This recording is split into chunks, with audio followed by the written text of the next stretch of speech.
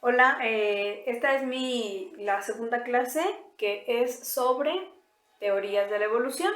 Vamos a hablar sobre 4 teorías de la evolución y ocupando mi pizarrón nuevo se los presento.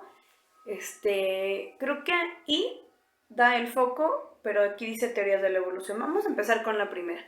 La primera es la teoría del fijismo. ¿De qué nos habla el fijismo? Bueno, la teoría del fijismo va muy de la mano con la teoría del creacionismo o la idea del creacionismo. ¿Qué quiere decir el creacionismo o de qué nos habla? Nos habla de que todo fue creado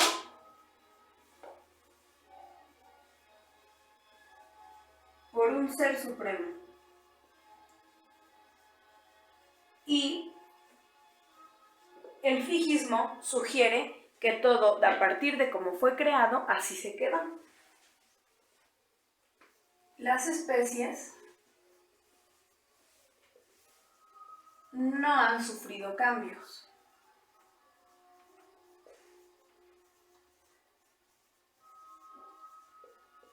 Así están, sin variaciones.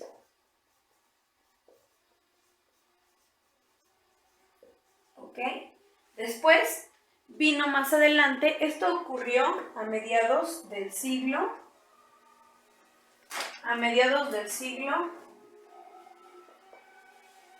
XVIII. Pero después, con el descubrimiento de los fósiles, se descartó esta teoría.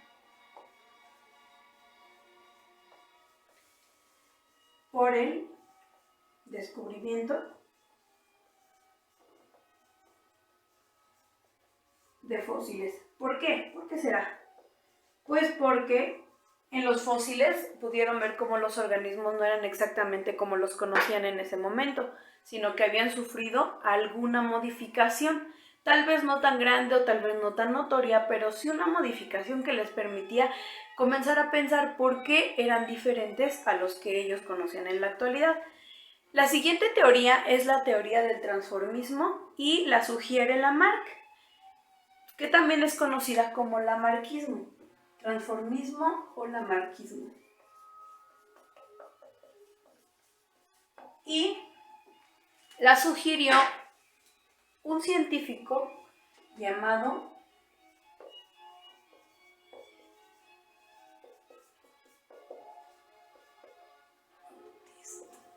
Lamarck. ¿Qué sugirió Lamarck? Bueno, Lamarck estuvo estudiando los organismos vivos o el comportamiento de las especies. Él planteó por primera vez una teoría que hablaba directamente o de una manera seria de la evolución. En esa época era un desafío muy grande porque todos creían que un Dios supremo o un ser supremo había creado todo y nada había sido transformado. Sin embargo, Lamarck estudió algunas características de los organismos.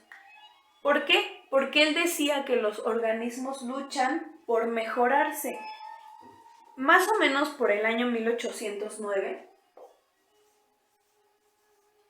Lamarck escribió un libro que se llama Filosofía Zoológica.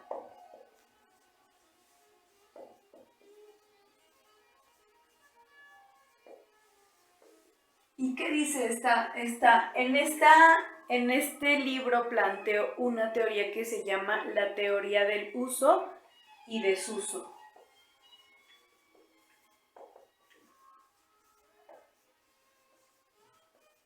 ¿Qué quiere decir? Bueno, la idea de Lamarck era que los organismos se mejoran, buscan la manera de mejorarse. Entonces, Lamarck, no sé si han escuchado o han visto este dibujo de las jirafas de Lamarck. Lamarck dijo que las jirafas eran de cuello normal, como les estaba hablando de la teoría de las jirafas. Lamarck sugería o decía que las jirafas anteriormente eran de cuello corto, su ancestro era de cuello corto, como el que vemos aquí, Lo que Lamarck decía es que cuando se fue terminando el alimento, ellas tuvieron que hacer un esfuerzo mayor por alcanzar los alimentos y su cuello se fue estirando. Tal vez ahora parezca algo muy descabellado, sin embargo en ese tiempo era un pensamiento avanzado y entonces por eso ellas dejaron de usar el cuello corto y empezaron a utilizar el cuello largo y por eso las jirafas son de cuello largo, como las conocemos ahora. Decía que quitaban ese carácter o esa forma de su cuello, de cuello corto, y heredaban a sus siguientes generaciones el cuello largo. Sin embargo, apareció un científico llamado August Weismann,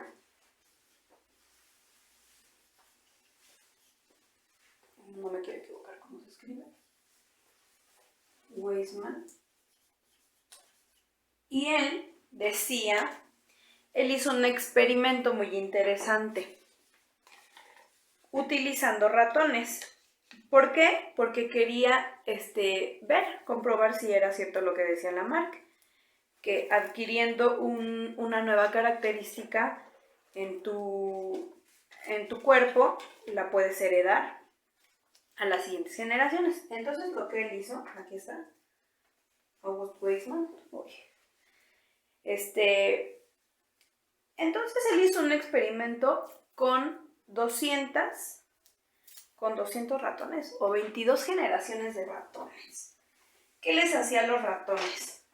Bueno, pues Weismann, ¿qué hizo? En su laboratorio cortó las colas de los ratones durante 22 generaciones para ver si en la siguiente generación nacían pues con la cola corta, ¿no? Como ahora lo hacen con los perrillos. Se supone que ya está prohibido, pero lo hacen con los perros. Entonces, ¿cómo nacen los perros? Pues con la cola corta, ¿no? Lo descartó, les cortaba la cola. Aquí está el ratón con la cola larga, la hembra, el macho, les cortaba la cola y sus hijos, pues volvían a nacer con la cola larga, porque un carácter, ya después lo vamos a ver en las otras dos teorías, voy a hacer una pequeña pausa, pero August Weismann descartó completamente la teoría de Lamarck. Y él dijo lo siguiente, lo voy a apuntar acá. Los cambios en el cuerpo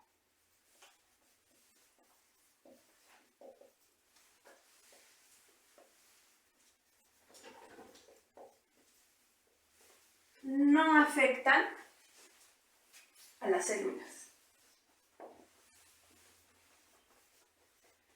A las células. Bueno, la tercera teoría es la teoría de Darwin y Wallace. Como todos sabemos, Charles Darwin, o si no lo saben, Charles Darwin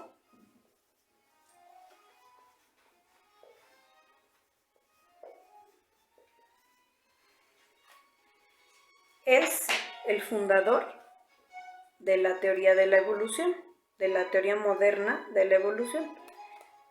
Yo creo que a veces tenemos como un mal concepto de Darwin porque el otro día escuché que alguien, hasta me reí, y no fue en mala onda, pero me dio risa que alguien mencionaron a Carlos Darwin o a Charles Darwin y dice, sí, el que dice que venimos del mono, ¿no? Pero no, en realidad Carlos Darwin hizo un estudio muy avanzado para su época, en donde habló de cosas que realmente tiene razón, ahorita vamos a ver por qué. Bueno, Charles Darwin escribió un libro que se llama El origen de las especies.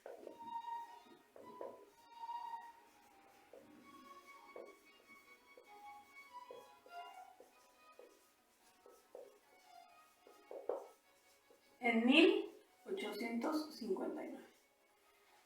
Él hizo muchos estudios y concluyó 4 puntos que hablan o que pueden ser una base para hablar de evolución en las especies. El primero es la variación. 4 puntos de estudio. El primero es la variación. El segundo es la sobreproducción.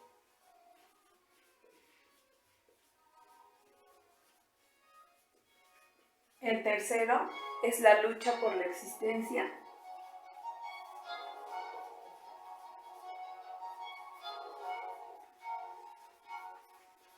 Y el cuarto es la selección natural.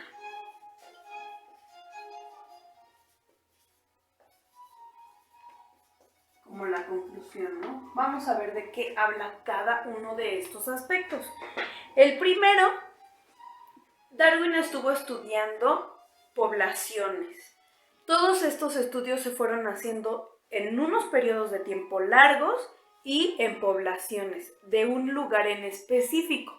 En este caso, bueno, en el caso de Darwin, él estudió pinzones y estudió tortugas de unas islas que se llaman las Islas Galápagos. Bueno, el primer punto habla de la variación. Todos los individuos de una especie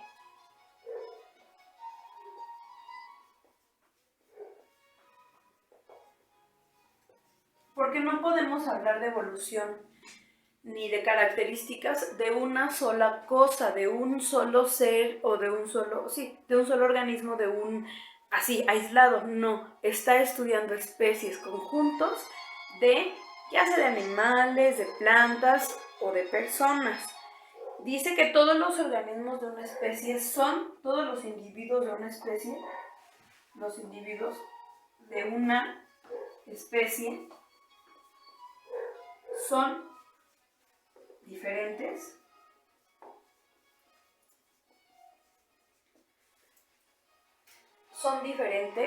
morfológica, fisiológica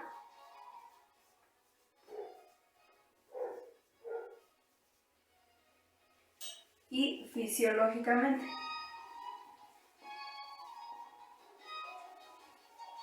Y en comportamiento. ¿A qué creen que se debe esto? Pues esto se va a basar en el lugar en donde viven, el clima.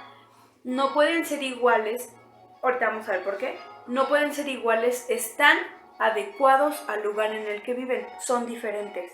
En ese momento no se sabía que estaban adaptados o adecuados, pero son diferentes. Esa fue la primera característica que él estudió o que planteó en la teoría. Hay variación en las especies. La segunda característica que estudió es que hay una sobreproducción. Nacen más individuos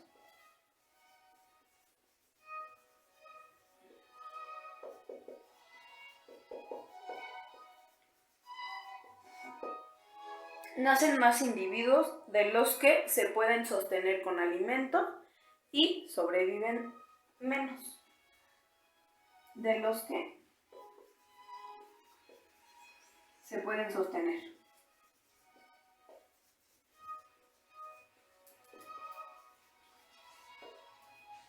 Y, por lo tanto, sobrevivir. No todos van a poder sobrevivir. Después va a haber una lucha por existencia. Ese es el siguiente aspecto que estudió. ¿Cómo hay una lucha por la existencia? Bueno, pues cada quien va a competir por conseguir su alimento y un territorio propio. Competencia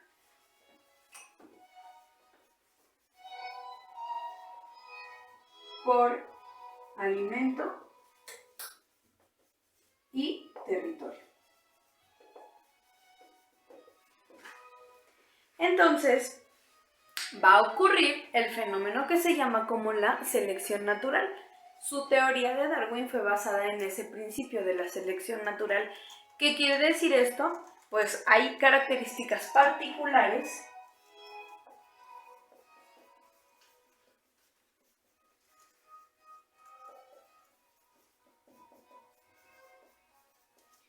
en uno o en varios organismos, no en todos, en uno o varios organismos de una especie o de una población, y esto le va a dar a este organismo características particulares darán mayor posibilidad de sobrevivir. ¿Qué quiere decir? Que va a ser el mejor adaptado. Entonces, La teoría de Darwin proponía que, vamos a retomarlo rápidamente, hay una especie, en esa especie hay individuos de muchos tipos. Pueden hacer una camada de perritos contra otra camada de perritos. Entonces, todos van, a lo mejor hay muchos, una perrita que tenga muchos perritos, pero hay uno débil. Entonces ese perrito débil no va a poder competir por su territorio ni por su alimento. Ustedes han visto, no sé si han visto alguna vez a los perritos alimentándose, es una competencia para pegarse a la mamá. Bueno, pues va a haber una competencia por el territorio, pero ¿quién va a sobrevivir? Pues el que tenga las mejores características para luchar por su alimento. Entonces este perrito va a intentar pegarse a la mamá, pero los hermanos se van a aferrar y como él es más débil, pues lo van a hacer a un lado y ¿qué va a pasar? Se va a morir. ¿Y quién va a sobrevivir? Pues el mejor adaptado, el que tenga las mejores características para sobrevivir. Bueno, la cuarta teoría es el neodarwinismo y la teoría sintética. Se hizo estos estudios porque la teoría de Darwin no decía por qué aparecían nuevas variaciones en las especies, pero para llegar a este punto se tuvieron que hacer varios estudios.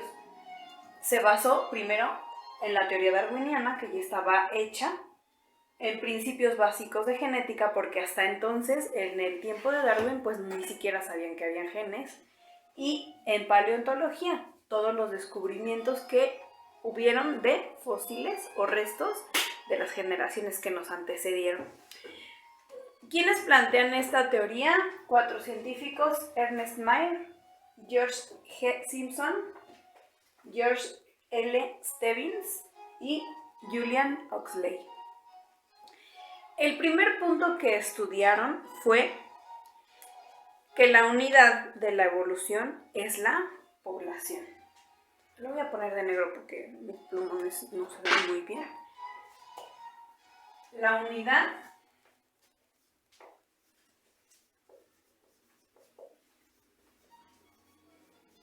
de la evolución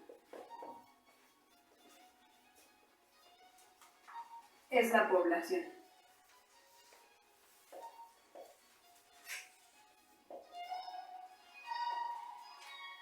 O sea, que es el conjunto de individuos que coexisten en un periodo de tiempo con una especie y que se pueden reproducir.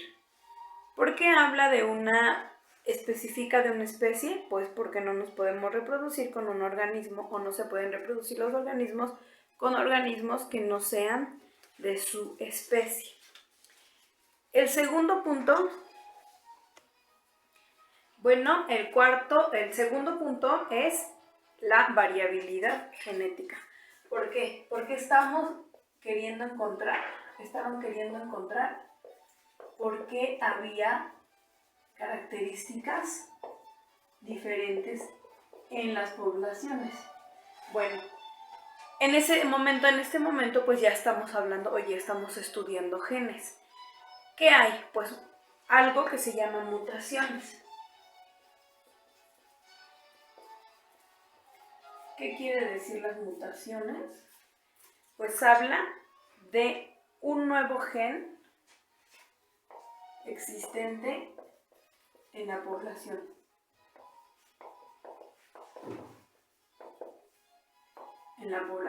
Que hace a alguna persona diferente. Por ejemplo, espero no equivocarme con este ejemplo que voy a dar, pero por ejemplo, en el caso de que naciera en una especie un animal con alguna deficiencia en alguna parte de su cuerpo, en su color de pelaje, o por ejemplo con el gen de, no sé si es una falla o el albinismo, es una mutación en los genes. Entonces, bueno, este gen, ¿qué vuelve a pasar? ¿Qué pasa? Hay una recombinación sexual.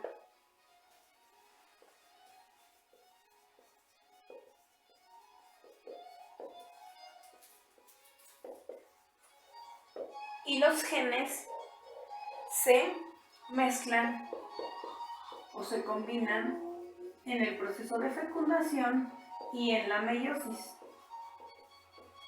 que son los procesos químicos en la reproducción. A grandes rasgos estamos hablando de que una persona tiene unos genes y la otra tiene otros genes. Cuando se unen, los genes se recombinan y dan a un individuo único, con genética única. Nadie ni los gemelos tienen la misma genética. Cada uno tenemos una combinación especial en los genes. Y por ejemplo, nosotros en nuestra familia lo vemos. Muchos somos de sangre A positiva, como mis papás. Mis dos papás son A positivo y la mayoría de mis hermanos y yo somos A positivo, excepto Uciel y Sabdi. Ellos son O negativo. Entonces, esta fue una diferencia en su, o tal vez una mutación se podría llamar, en su genética. Ellos pueden heredar ese gen, mientras nosotros ya no. Entonces, esto va a dar resultado a la variabilidad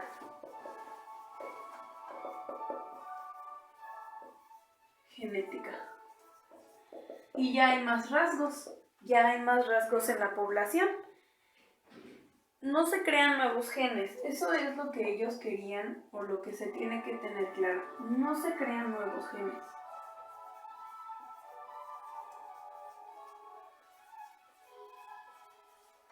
No hay nuevos genes, solo combinaciones de genes, pero sí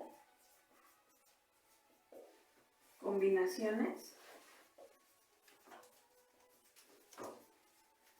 de genes.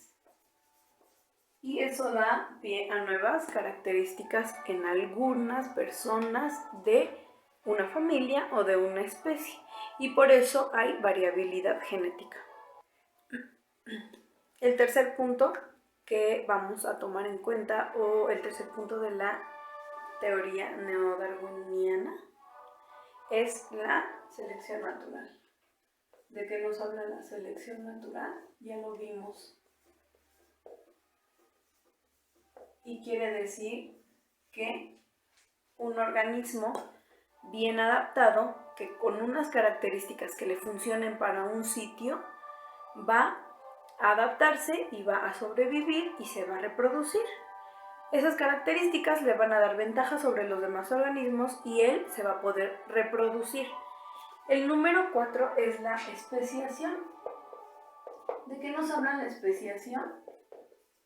Pues de una población que se reproduce y da lugar a otra población con características únicas y que van a estar aisladas en un espacio geográfico. Y lo último son las transiciones evolutivas.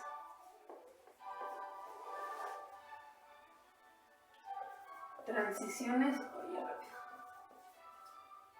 evolutivas. ¿De qué nos habla esto? De que todo este proceso puede irse, tiene que ser estudiado, no puede pasar en un periodo corto de tiempo, por eso nosotros no lo vemos, porque nuestro tiempo en esta tierra es muy breve, pero para que se puedan estudiar este tipo de eventos son millones de años, pasa en un periodo muy largo de tiempo y se va en una o en múltiples direcciones. Bueno, esta fue la clase de teorías de la evolución, 4 teorías de la evolución que espero que hayan quedado bien claras, que no se oiga tanto ruido y que no esté larguísimo mi video y que les haya gustado mi outfit porque me veía muy fodonga la vez pasada. Espero que lo compartan mi video, que le den like y que se suscriban al canal Biología en Casa.